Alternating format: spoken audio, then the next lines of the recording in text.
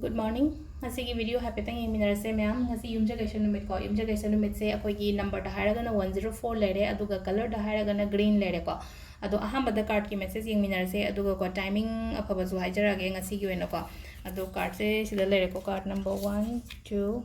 3 ko. Sidagi ahum sidagi ama choose tobiro ko. Ama choose tobiba an hairagati 1 khangera 2 khangera natraga 3 khangera ko. Ado sida quite first sida ko hadi yamna balance tawraga chatpa khotpa adumaina oigani ko ngasi se ko hadi shawpa khotpa tobigano pura shanti da hai tare ko yamna kam oina lebiba khopiba adumaina hai tare ko wakhan se aduga ani suba sina ko kitang nuaitaba khara hai tare ko aigi yamna naknaba mi gumba na hai de ngonda hurt tobu khotpa adumaina pi ko adu sida kitang hai tare avoid tawo adugi situations natraga hai ta adugi environment kari kra adumba mayam to ko third kisina ko hadi aina hazig aina khaliba pot se kitang delay oiba khotpa adumaina oina oire ko lakpase aduga akoigi timing sina ayuki pung 5 ga minute 2 dagina 9 ga minute 5 phawo ama laikre adagi amu 9 ga minute 53 dagina 13 ga minute 9 phawo lere dagi 2 ga minute 10 dagina 5 ga minute 32 phawo lere ko aduga 3 ga minute 92 dagina nungdangi 13 ga minute 9 phawo lere ko aduga pung 2 ga minute 5 daina nungalam daigi ni kon sisina 2 ga minute 5 daina 3 ga minute 3 phawo lere ko sisina akoigi ngasi goina phaba timing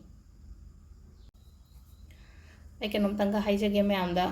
hojiki matam se ko akoi masen amana ama support tawna gadaba matam ne shidana gadaba matam natte ko aduduna hai tare ko aina tawba thabak oiro mina tawba thabak oiro ko katang support kumba tawbiyo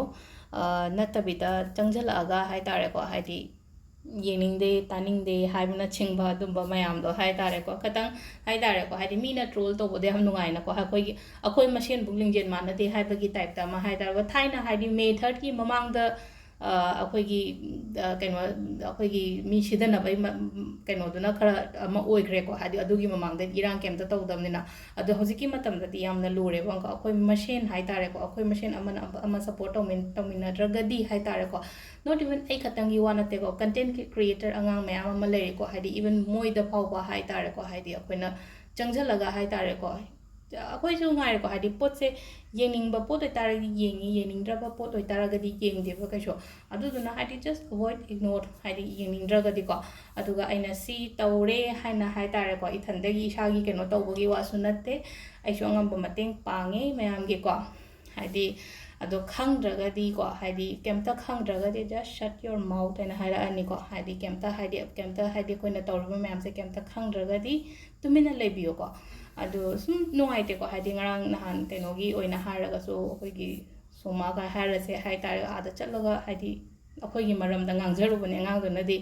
ado hoi athingba thamabani na thingbudi thingbigre ado ngasagi magi sum social karida aisu sum yengba matamda hadi kenodi tawre ko hadi trolling se hadi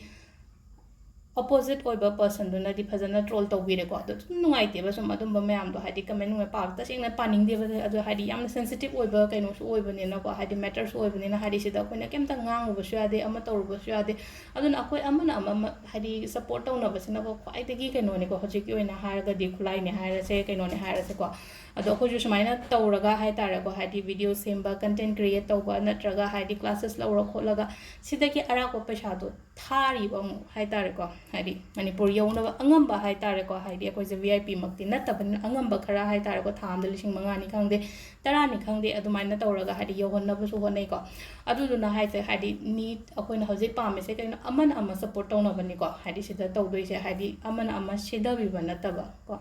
ado sikatang mind da thamse ko ma'am hadi ai katang gi wana te atopa da sungai re ko ado sida lere ngasi video se ma'am thank you